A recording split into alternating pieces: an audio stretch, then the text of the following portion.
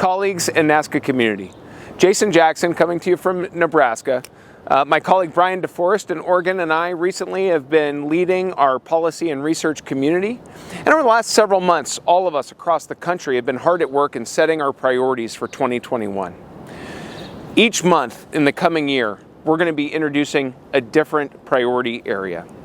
Those priorities are focused on employee experience, diversity, equity, and inclusion, and real estate portfolio management. We hope you enjoy.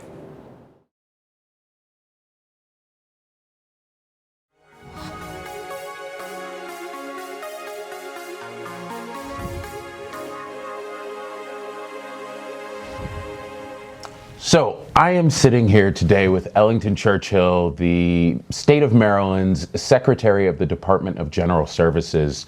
And we're here to talk about procurement in state government and appropriately reflecting the diversity of the state in the procurement process. The Maryland program has been the gold standard. It's been used across the country as kind of the barometer for procurement and diversity, and of course stands up to legal scrutiny, and it has been one of the programs that is highly touted as the best of the best here in the country. So we're here with Secretary Churchill to talk more about that program.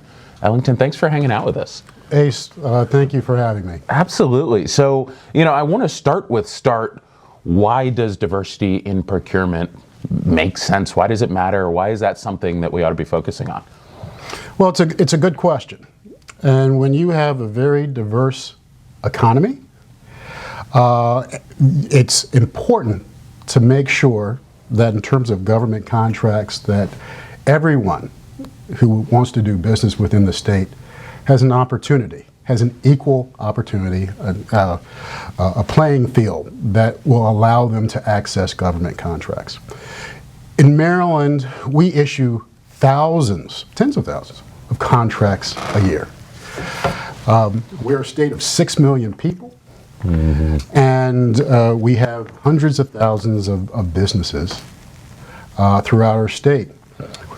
We're talking about an economy that's in the billions. And so it's important to make sure that every group that may have been identified as disadvantaged has an opportunity to grow their business and become a success. Because in Maryland and across the country, the engine of business, the engines of our tax base, is within a small business. And so that's what we are focused to encourage and support. Yeah, great. And so, as I think about that sounds like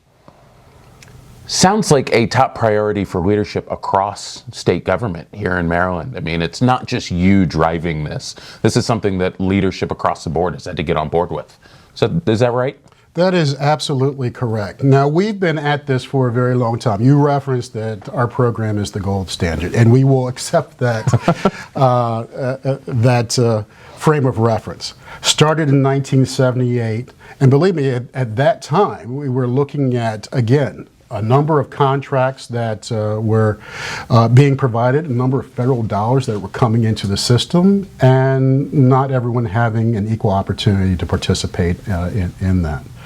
So for this state, it has become a part of our culture, our procurement culture, to have diversity and inclusion.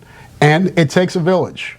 Not to steal that from somebody else, but it does take a village. It's not just the Maryland Department of General Services, which is the procurement control authority in the state of Maryland, but it's all 70 agencies working together on a common goal, a common aspirational goal, that we're dealing from the same point of view, same frame of reference for our contracting. We're helped out by the Governor's Office of Small Minority Women Businesses, as well as the Maryland Department of Transportation, and a whole host of other networking agencies that are participating as a part of issuing contracts across the state. That's incredible. And so you mentioned that 70 agencies, common goal, and I want to make sure I've got this right in my notes. You've got a goal of what, 29%? Is that the number? Correct. How'd that come to be? Why is that the right number? Why is that why does that hit it on the mark? Well, it is a number that has changed over the years. Okay. In 1978, when the program was started, the goal was 10%. And as the years passed and as we conducted disparity studies, which I'm sure we're going to talk about over the course of this conversation, it was identified that different groups, of course, required some additional attention to mitigate from past disparities. And so it's a community conversation. Mm-hmm. It's a conversation that involves our governor, our General Assembly, and those practitioners around the state. And as the program has matured, we've been able to identify that the program has enough capacity to take on a greater aspirational goal. And over the course of the program, the aspirational goal has increased 4 times. We're now at 29%. It started at 10%, went to 14 and 25%. And with each of those iterations, we've identified different communities that now need to be addressed. Great. And so that's how we have come to be. Great. So that, I mean, to think about the program growing, I know as we think about building programs, it's get to the pinnacle out of the gate, and that's not how programs work. So you've moved from 10% to 29%, and as we get into kind of the later end of our conversation, we'll talk about how states can start to replicate what you've done here in Maryland, and I think that's an important note I want to put a pin in, is it didn't happen all overnight. You did mention disparity studies. And this idea of it being a community conversation, I really like that phrasing. You know, if we think about the community, going to the community to see what the baseline is before we can start improving seems really important. So let's talk a little bit about the disparity study. Why did you decide to go do that? And then what was the process of getting that study done? Well, we talked about a culture of inclusion in the state of Maryland, especially in procurement. In our state, a disparity study is written into law. Yeah. And so it must be done every 5 years. Now, the first one was the hardest, but as we go through, they become easier to continue the path forward from the data that has been collected from them. Now, it's really important to have that in law because we've seen the business cycle, we've seen the economy cycle, that all changes and in flux. And it's important to have an institutional mandate that this be done that is not influenced from those other factors. Mm-hmm. And we're going through a disparity study right now, or we're attempting to, and as soon as you're finished one study, you're going to go immediately into the next. But the data that informs the General Assembly and the policymakers is really important to understand the business climate, because our business climate is not stagnant. Mm-hmm. And there is statistical knowledge, and then there's anecdotal knowledge from the communities that have to be gathered and then analyzed. So every 5 years we produce a very large volume of our studies, and we use that to create our goals for the upcoming years.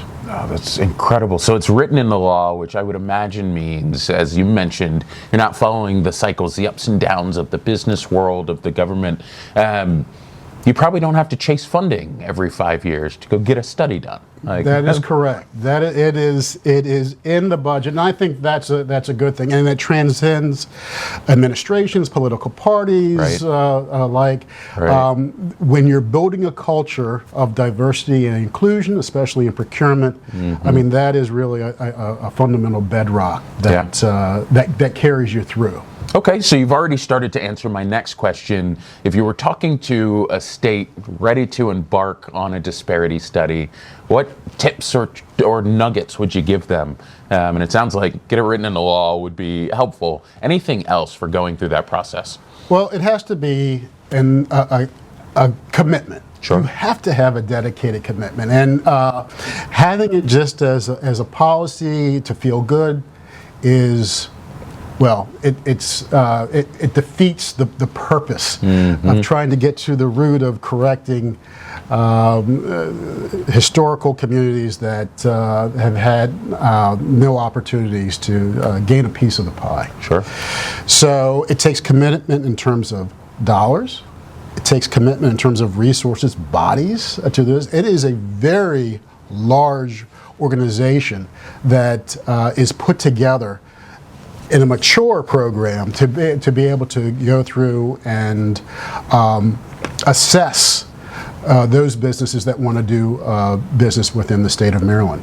Our database, and I'm sure maybe it will come up, our database is the largest database in the country. We have it's about 7,400 certified vendors within our database that we can access and determine a number of factors whether it is appropriate for our procurement. And so our 29% aspirational goal is not a flat universal, because we understand one size doesn't fit all. There are many different types of procurements, from commodities to services to construction, and each of them and the communities that are supporting them have a different look to them. So, Ellington, government procurement processes tend to be cumbersome. You know, you mentioned this massive database. You had to get folks into that database so you could go find them. And I'm curious about the certification process for getting into that database, and then your agency's process for outreach. How do you go find the folks that you want in the pipeline so you can find more minority businesses? Sure. All right, so two-part question. First, how do you get into the database? How does a vendor do that? Everything that the state does is viewed from an eye of transparency and accessibility. So if there is a vendor that is interested in the certification program, they first should know that that program is administered under the Maryland Department of Transportation. And over the years, we've learned that there are a number of things that a vendor will want to know in order to be able to move through the process. Interesting, in Maryland, of course, we have a goal mandated that anyone entering an application for certification, they should expect that the goal for the state is to get that processed within 90 days. It can go over or under, depending on where we are in the business cycle in any given year. So vendors should understand that this is an application where there's a great deal of scrutiny that's applied to each company. It is a full vetting of that company. It is not a rubber stamp. But the state has put into place those things that will help vendors manage the process successfully. And with any business, it's a matter of what you want to put into it.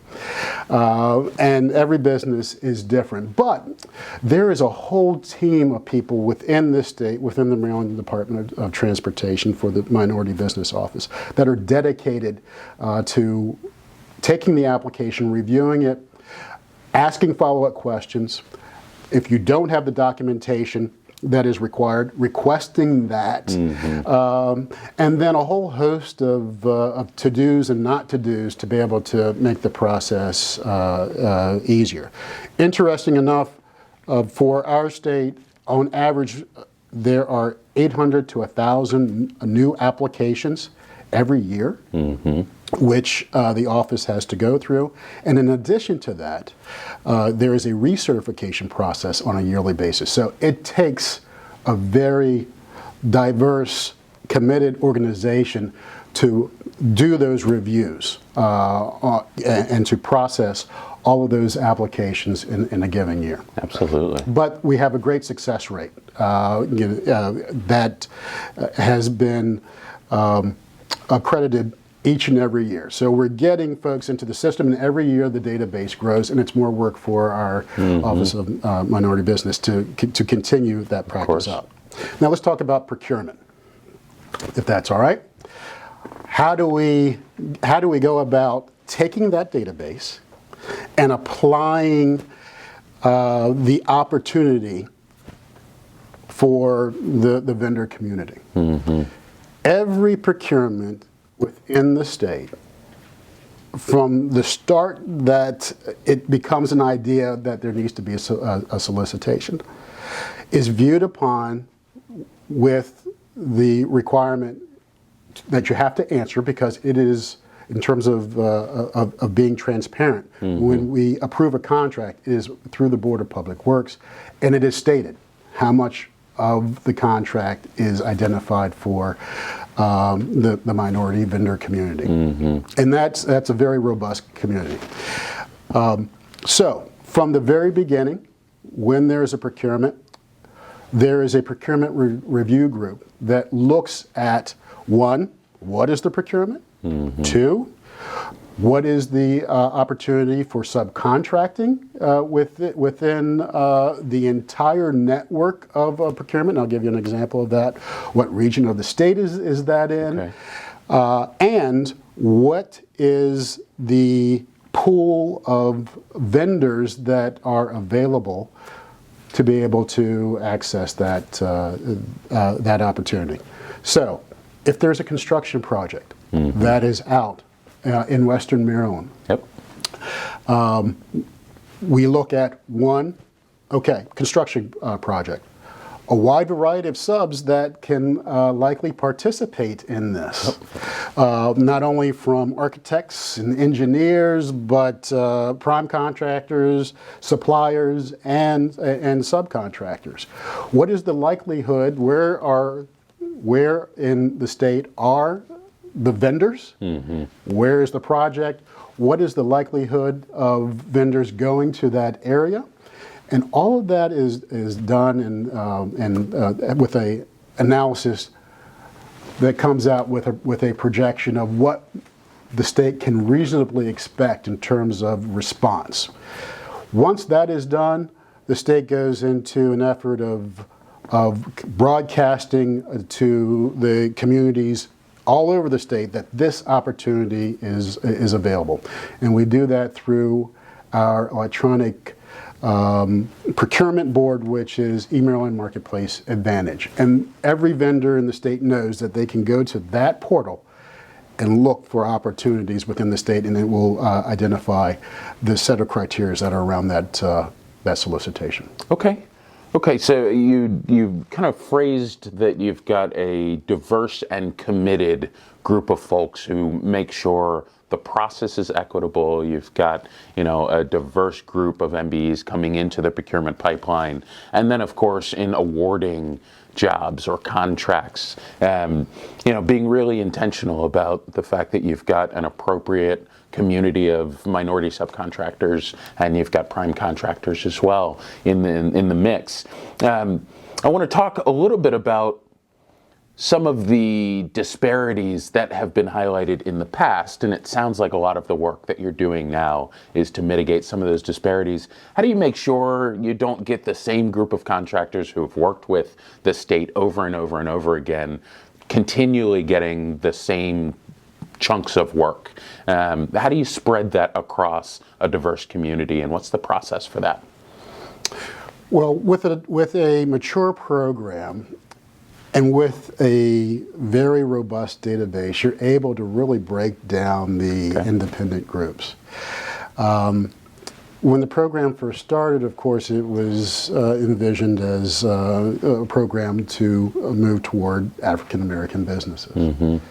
Over the years, we now have Latino businesses and Native American businesses, Asian businesses, veteran-owned businesses, mm-hmm. all now within the database. And so, when there is an opportunity, and we look at whether there can be the opportunity to provide a sub-goal. Mm-hmm. Women-owned businesses, African-American businesses. We start to layer that on. So under that 29%, yep.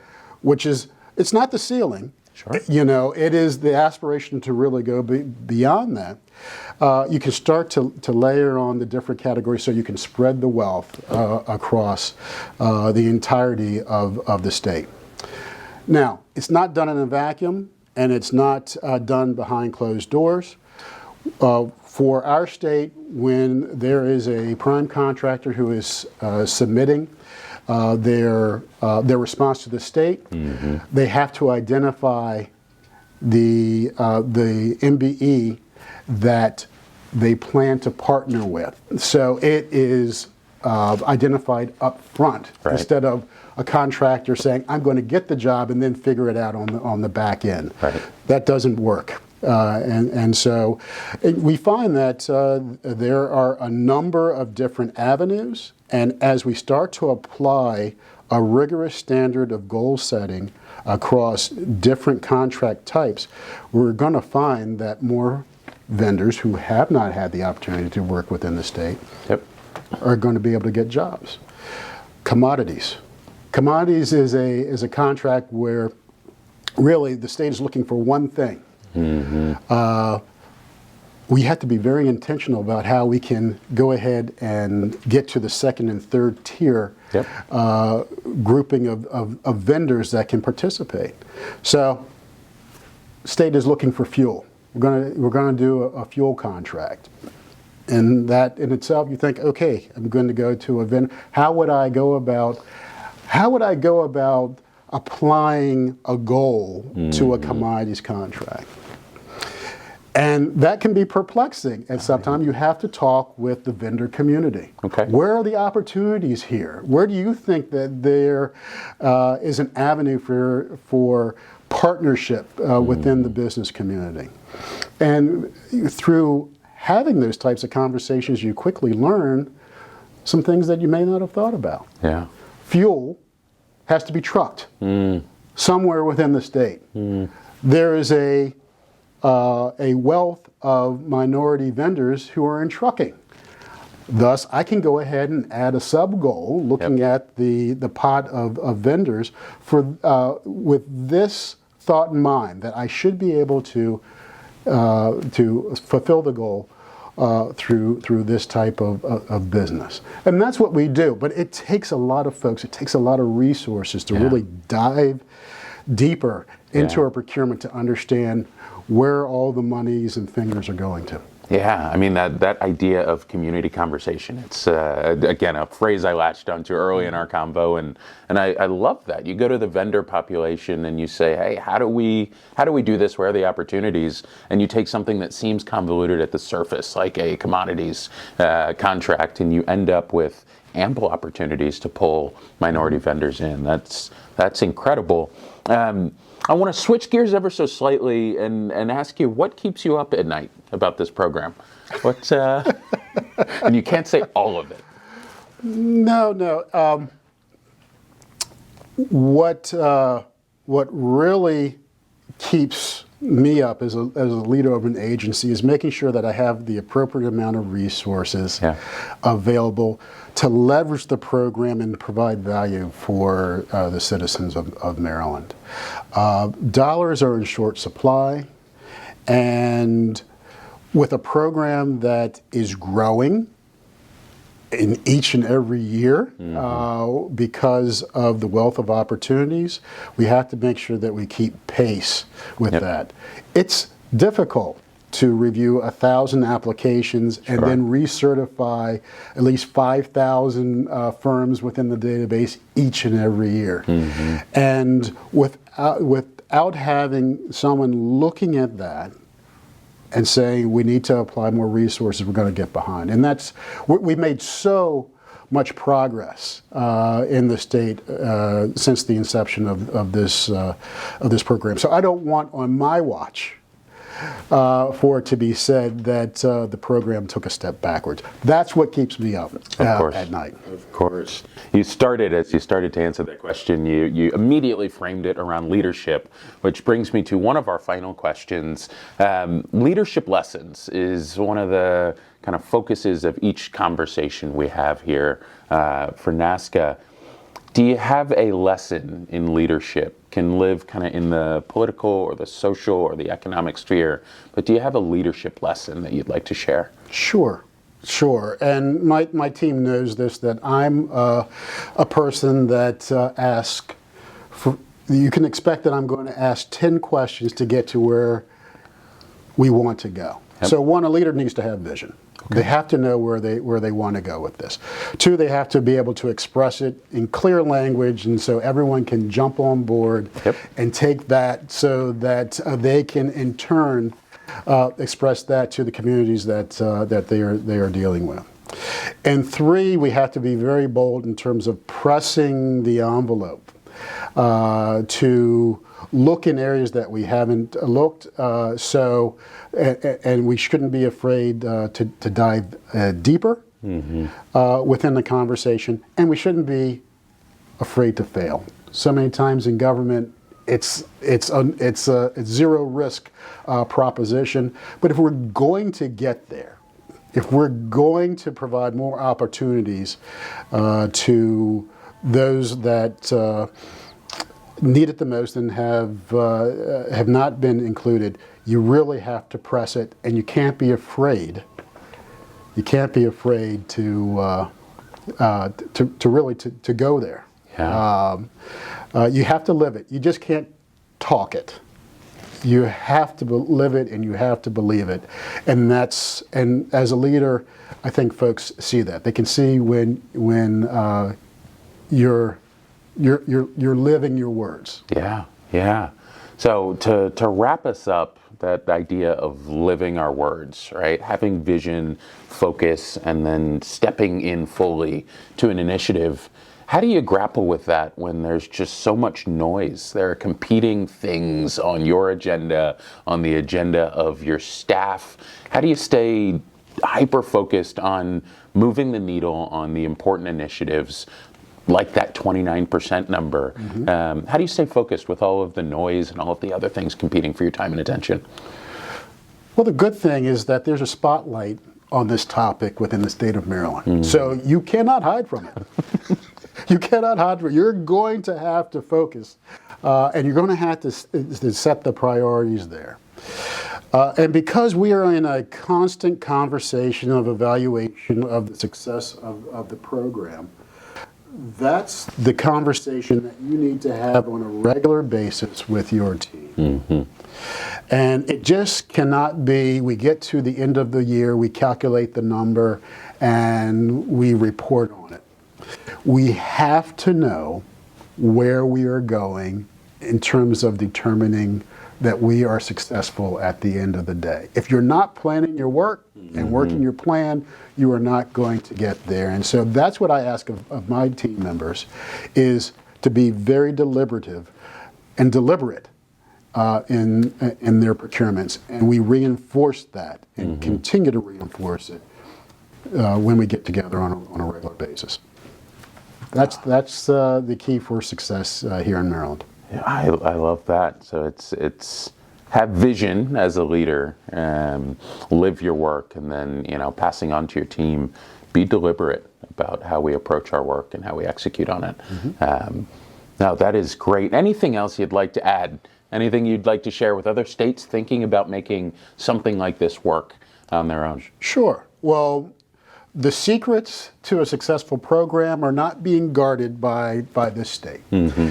And if there is another department in another state that wants to learn more about what we do and how we do it, we are willing, ready, and able to hold that conversation. And so someone should not be shy about reaching out to us and learning more about our program. We are willing to let everyone know what resources we have at hand for evaluation, whether it will make sense for their states. Yeah, well, you heard it here first, folks. The state of Maryland is an open book. Happy to be a resource to other states in getting the procurement process up and equitable across the state. And Secretary Churchill, really appreciate you taking time to share some of the insights for how you put this incredible program together. No, Ace, thank you for taking the opportunity to talk about this subject. I really appreciate it. Absolutely, and congratulations on the continued success. Thank you. Thank you so much for joining us today. It was really fascinating to learn about Maryland and the story. And thank you to Secretary Churchill.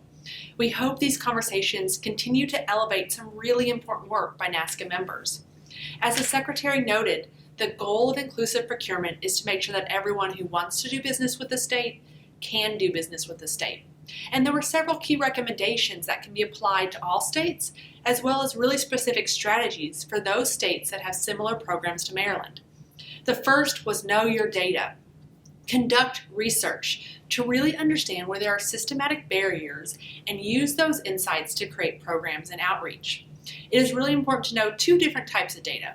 One, your state's historical spend, as well as knowing your MB's availability and capacity.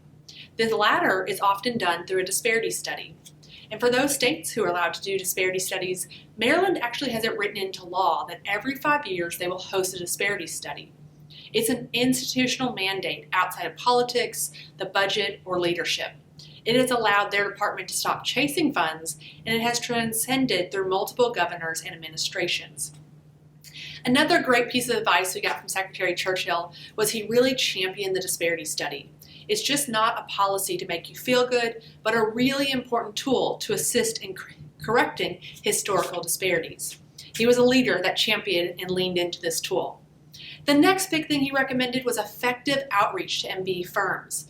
You heard in Maryland, they have a really robust database, one of the largest databases in the country of vendors willing to do business with the government.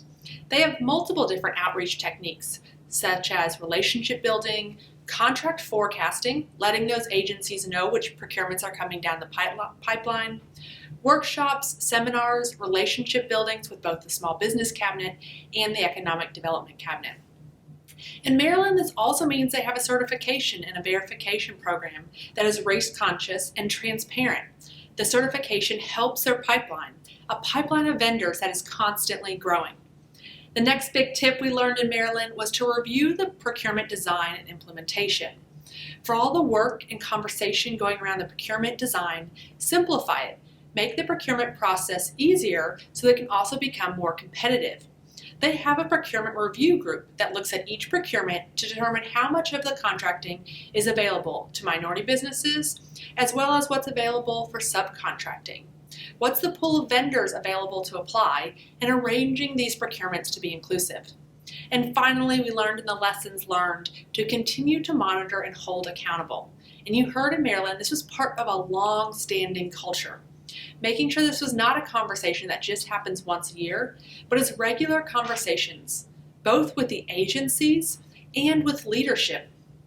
In Maryland, this has meant that they have a legislative oversight, as well as really being championed by the Lieutenant Governor. There's so much that we've learned today. We are really excited to hear what's going on in Maryland. Thank you so much for joining us. Thank you.